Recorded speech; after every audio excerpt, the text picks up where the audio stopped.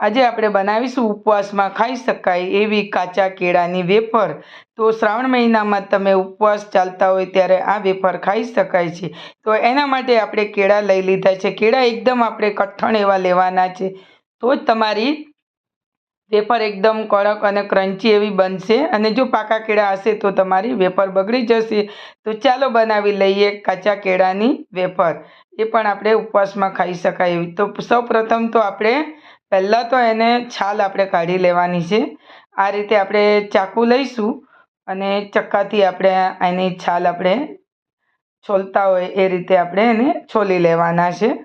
અને કેળાને આપણે છાલ આપણે કાઢી લીધી છે અને તમે જોઈ શકો તો અહીંયા આપણે 2 કેળાની છાલ ઉતારી લીધી છે। અને કેળા મોટા હોવાથી હું એને 2 ભાગમાં કટ કરી લઉં છું। અને અહીંયા આપણે જે વેફર બનાવતા હોય છે બટાકાની, તો અહીંયા મેં લઈ લીધું છે પિલર। આ રીતે બટાકાનું છીણવાનું આવે એમાંથી જ હું એને આ રીતે પતરી બનાવી લઉં છું કેળાની। તો તમારે રાઉન્ડમાં બનાવો હોય તો તમે રાઉન્ડમાં પણ બનાવી શકો છો। તો અહીંયા મેં મોટી સ્લાઇસમાં બનાવું છું।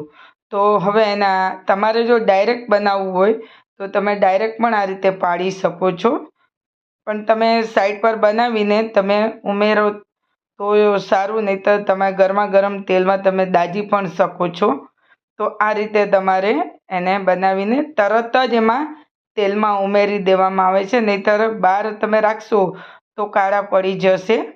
એટલા માટે કે તરત જ તમારે થોડી બનાવવી અને થોડી અંદર ફ્રાય કરી લેવી। તો થોડી આ રીતે ઉમેરતા જવું અને એને ફ્રાય કરતા જવું। તો અહીંયા આપણે કેળાની વેફરને આ રીતે સ્લાઇસમાં કટ કરી લીધી છે અને આ રીતે બનાવવાથી બહુ જ ટેસ્ટ લાગે છે।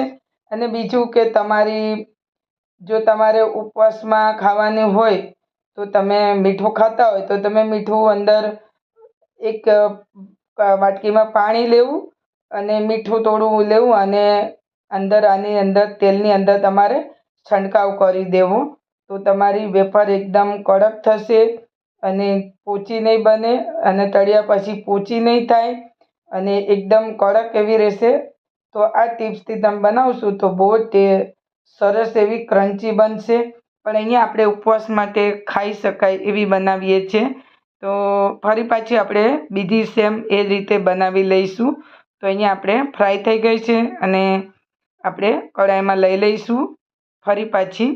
તો બીજી જે મેં વેફર પાડેલી હતી એ લઈ લીધી છે અને ફરી પાછી આપણે સેમ અગાઉ તળી એ રીતની આપણે એને ફ્રાય કરી લઈશું।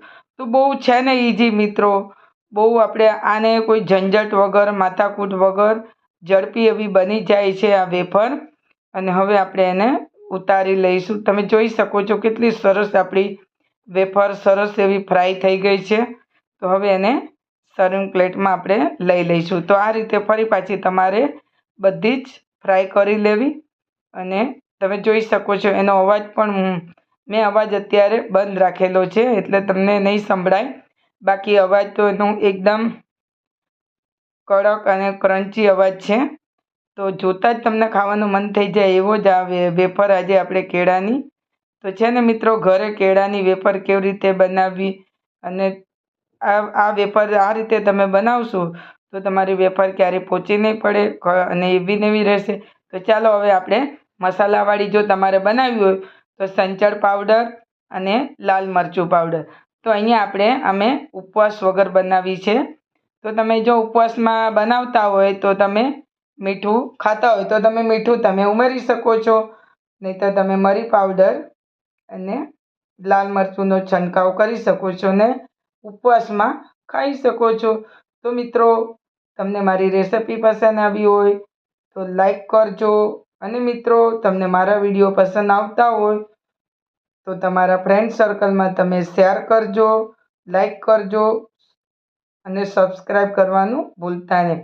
તો આજે આપણે બનાવી છે કાચા કેળાની વેફર। તો બનાવજો મિત્રો, ધન્યવાદ।